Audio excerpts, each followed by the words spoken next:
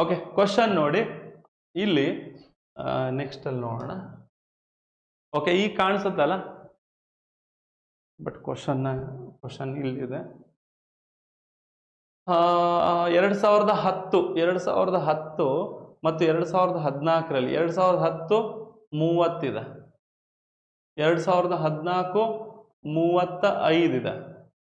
Okay, ಬ್ಯಾಟ್ಗಳ ಮಾರಾಟವಾದ ಸಂಖ್ಯೆ. So ನೋಡಿ, ಮಾರಾಟವಾಗದೇ ಇರೋದು 20 ಅಂದ್ರೆ 80% ಮಾರಾಟ ಆಗಿದೆ.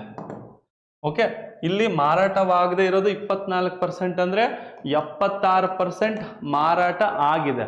ಹಂಗಾದ್ರೆ ಇದು 30,100 ಅಂದ್ರೆ 3000, 3500, 3500. ಸೊ ಈಗ ನಾವೇನ್ ಮಾಡಬೇಕು, ಇದು 3000 ಇದೆಲ್ಲ, ಅದ್ರ 20% ಸೇಲ್ ಆಗಿಲ್ಲ ಅಂದ್ರೆ 80% ಸೇಲ್ ಆಗಿದೆ. ಸೊ 3000 80% ಮತ್ತೆ 3500 76%.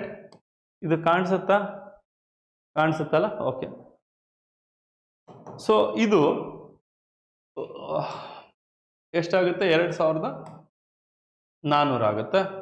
ಈ 2 ಈ 0 ತೆಗಿರಿ, ಇದು ಡಬಲ್, ಇದು ಅರ್ಧ ಮಾಡ್ತೀನಿ. 38 ಡಬಲ್ 70 ಅಂದ್ರೆ 70 38 7 3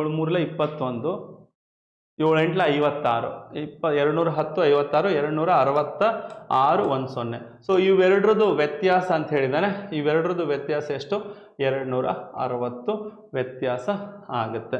ಸೊ 260 ವ್ಯತ್ಯಾಸ ಆದ್ರೆ ಎಲ್ಲಿದೆ ನೋಡಿ, 260.